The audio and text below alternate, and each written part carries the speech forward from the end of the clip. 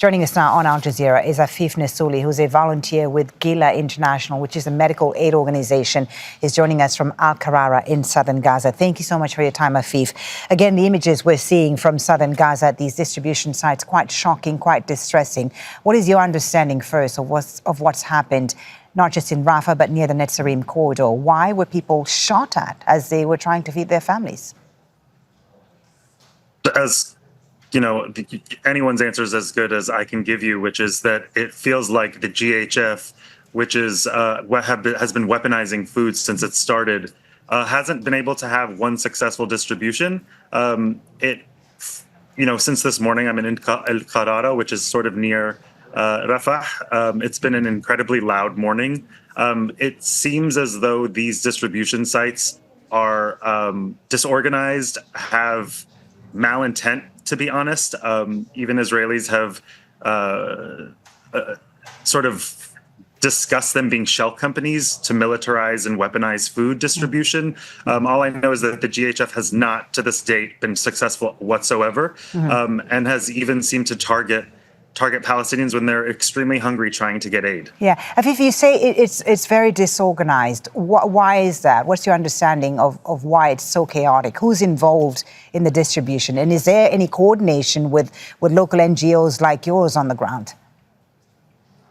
No, local NGOs have, mostly refused to work with this mechanism because, in general, the mechanism that was in place with the UN and their partners were tried and true. They had been set up there were hundreds of distribution sites. They were at home level.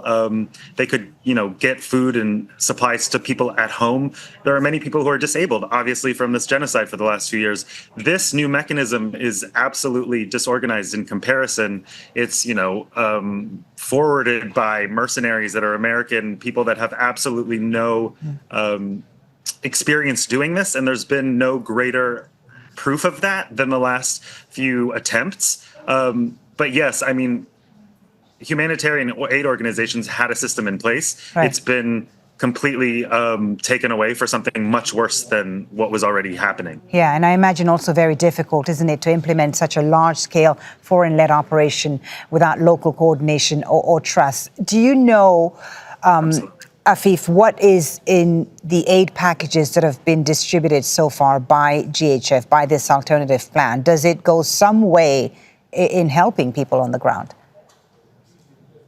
I think that the need is so large that these parcels that last only a couple of days do include things that are have not been on the market, but they have not been really successful in, helping children who are malnourished in a large sense. But more than that, there's not enough aid coming in. There's been like 200 something trucks. There needs to be 600 a day. So these parcels are insufficient in the fact that there are, some things that are needed, like wheat flour and things like that. But there's not enough, and they don't last long enough. And people have to, in many ways, walk kilometers, tens of kilometers to even get there, to stand in a cage to get a parcel that will only last them a couple of days for their entire families that are going hungry and have been going hungry for a few months now. So there needs to be a catch-up, and then there also needs to be hundreds of trucks a day, which is not happening. One argument, Afeef, that the Israelis and Americans have made and have pushed for bypassing the UN, which has, proven to be really the go-to organization on the ground for delivering aid because they have everything in place and they've had everything in place for years, is they say to prevent the aid from being diverted by Hamas. Is there any credible evidence of systematic aid theft at a large scale in Gaza? I have not witnessed myself or heard any credible evidence that Hamas is stealing aid in a systematic way. Of course, when you have ghettoized a population into being absolutely starving for 3 months, there's going to be a lot of assertive and aggressive competition for food. I think that it's an extremely poor excuse to basically reduce the amount of aid coming in and then weaponizing food at a time where people are starving. So I personally think that the Hamas claims are bogus, and I think that there has just been no credible proof to at least substantiate or, to in any way make what is going on now with the GHF justified in any way. So, yeah, it seems like it's basically just a militarization of and weaponization of food distribution. Right. So what kind of coordination then do you think, infrastructure and also security are required to prevent situations like the ones we're seeing in Rafah in near the Netzarim corridor from happening time and time again, as we've seen in the past week?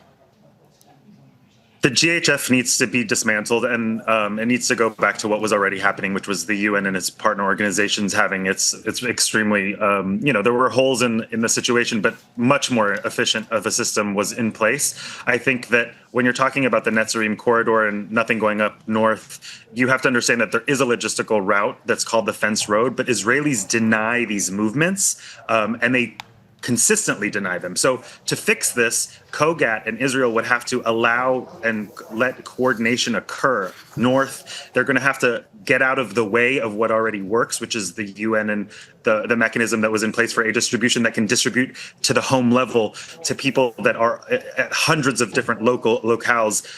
The fact of the matter is that we have just went backwards in what works at a time when there's absolutely not enough of a buffer between, there's not enough of there's no room for mistakes. People are starving. So I think the answer is to just do away with the GHF and also to force the Israelis to allow coordination to go up north and to different places that they've deemed red zones, because they're the ones who are making them red zones. Thank you so much for taking the time to speak to us, Afeef, and sharing your experience and a picture of the situation on the ground there in Gaza. Afeef Nessouli, who's with the Glia International medical aid organization, joining us there from al-Qarara in southern Gaza. Thank you very much. Make sure to subscribe to our channel to get the latest news from Al Jazeera.